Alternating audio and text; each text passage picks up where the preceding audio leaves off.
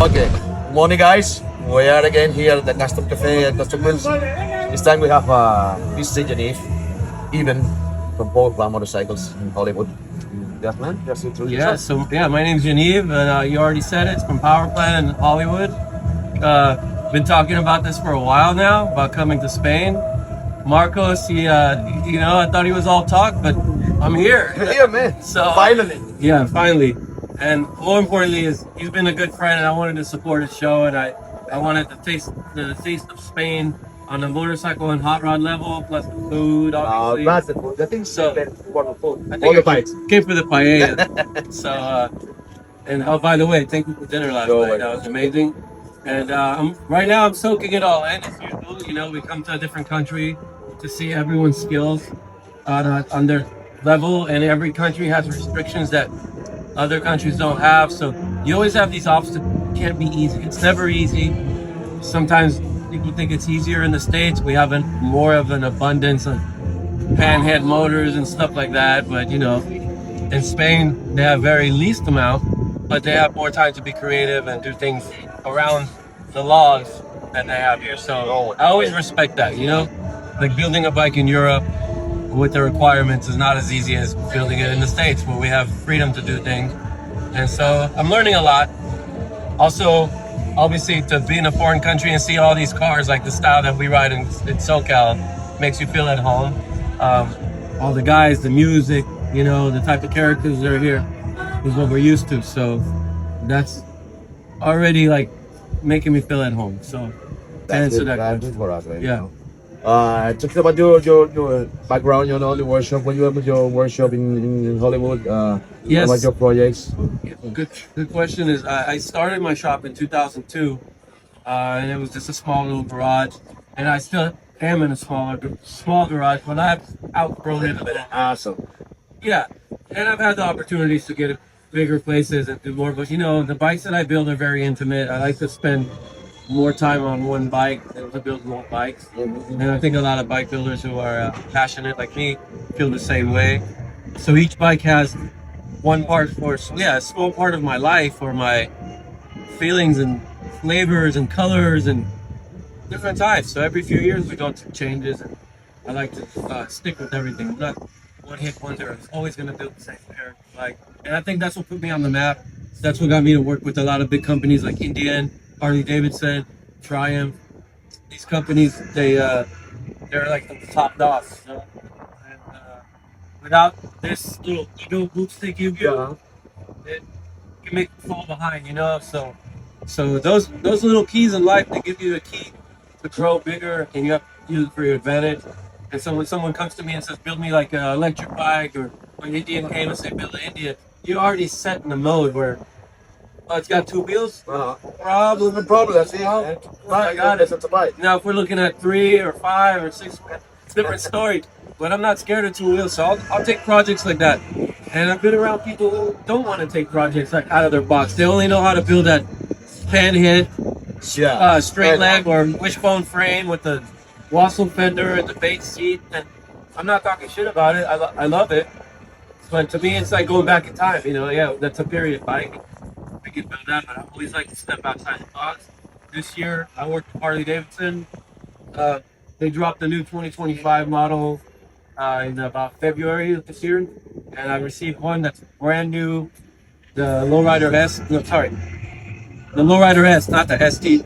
Originally, I asked the ST, but they said if we give you an ST, you have to keep the fairing in the back. And I was like, I don't know, because my goal was I don't know what's going to happen. And that's how I build a bike. I don't know what's going to happen. I don't really draw. That's how you build the bike. Yeah. You put the bike on the leaf and you just taking it off all the gas tank, everything original, and you sit back, watch it. It's the same. Watch it, like do things to yourself. Yeah. Sometimes you go home and you're like, no. Damn. And then come in the morning and break all the Legos again and start up. Until it's right.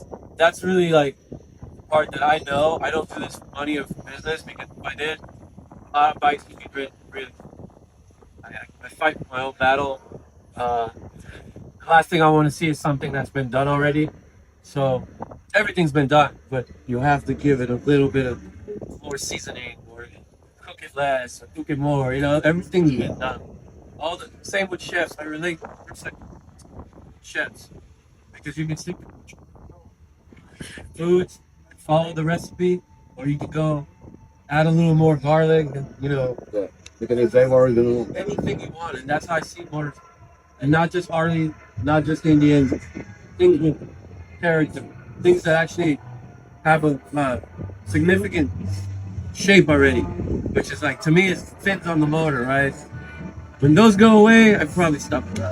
Talking about your last bike with Yaniv Evan, we're at the both free, last year, some like Yes. Talking about your work in need and this bike. Okay, so well, I was finishing the conversation, but I went that way.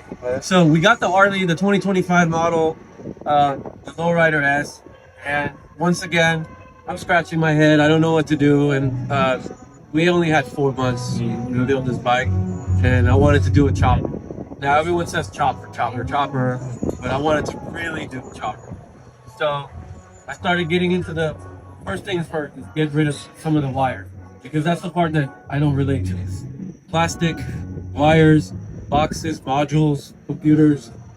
So I started cutting some things, and I realized, like, real quick, it's better just get rid of it. Just, so I took everything out, weighed it. It was almost 50 pounds. Wow. Module, sensors, wires, and a lot of these fuse boxes, right?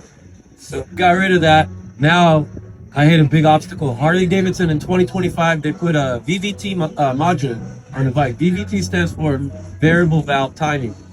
Only now they're putting it out, and I'm thinking in my head, oh, I already worked on an M8 before, but this is not a regular M8. Now they have one more component that I had an obstacle around. But long story longer, I took everything off the bike, stared at the frame, saw some shape. Kids just go like, pretend it's rich. That's everybody expects me to do. So I recreated a swing arm that looks like the original Arlen-S dual rail swing arms that he was making on an M8. The motor has a lot of character, really nice shape. I can deal with that. So I think the style of this bike, to me, looked like it should go Frisco tough guy style. Mag wheels, Morris Magneto, Morris Mag wheels, kind of like that style. Dual disc, 41 millimeter, narrow.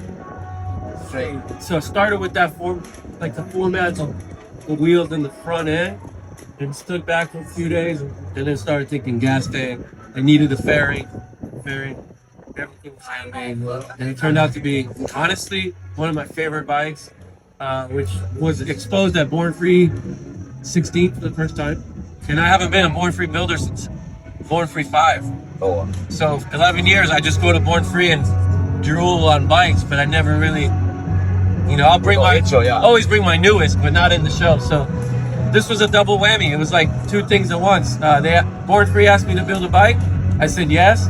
And then a week later, Harley calls me and they're like, we want you to build me a bike. And I'm like, I can't build two, one for Born Free. So I called the guys from Born Free, Mike and Grant, and they go, we already know you're not gonna do it. I go, yeah, but it's Harley. Because if I had the opportunity, I would take the Harley build. Oh yeah. So that was cool. Yeah, very lucky to have that opportunity, and I wanted to produce the best of what I can bring to the table. And you know, I'll send you a photo you can post. But the bike, in my opinion, was like everything I wanted. And when you ride it, it's everything you want. It's almost like the forks are leaking, but the motor will never leak. You know, because I used the forks from the 80s. So it's things like that. That's like, at least you're like dependable, you know? No, I saw the process of the bike.